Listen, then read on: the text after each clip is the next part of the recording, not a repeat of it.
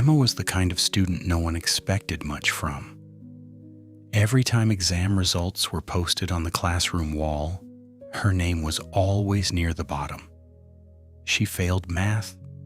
She failed science.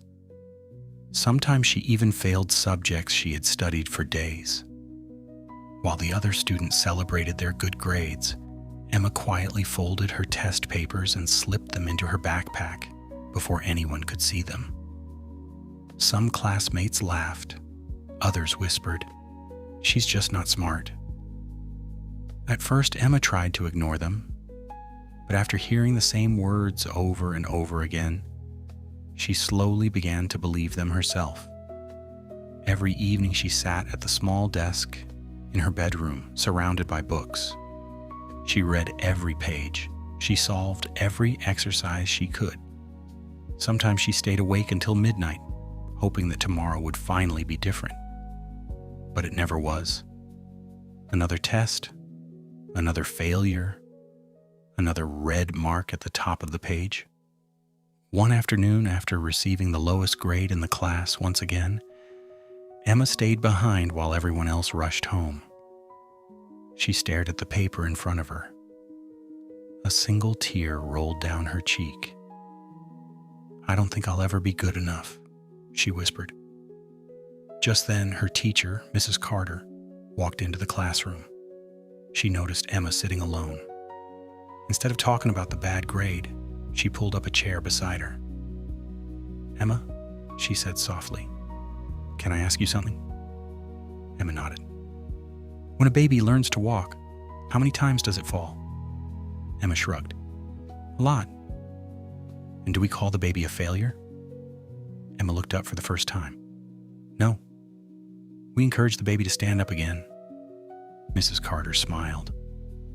"So why are you treating yourself differently?" Emma didn't know what to say. The teacher opened Emma's notebook. She wasn't looking at the mistakes. She was looking at the pages filled with crossed-out answers, erased calculations, and notes written over and over again. "You know what I see?" Mrs. Carter asked. Emma shook her head. "I see someone who refuses to give up." Then Mrs. Carter handed her a blank piece of paper. "From today," she said, "I don't want you to count your grades.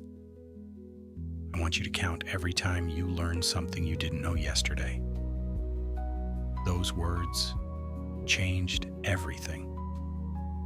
Emma stopped studying just to pass exams. She started studying because she wanted to understand. Every mistake became a lesson instead of a reason to quit.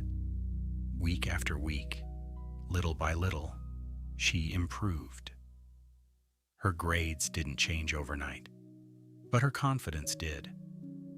Months later, she passed an exam for the first time in years. It wasn't the highest score. It wasn't even close. But when Mrs. Carter handed her the paper, she simply smiled and whispered, "I knew you could do it." Years passed. Emma eventually graduated from university with honors. She became a teacher herself.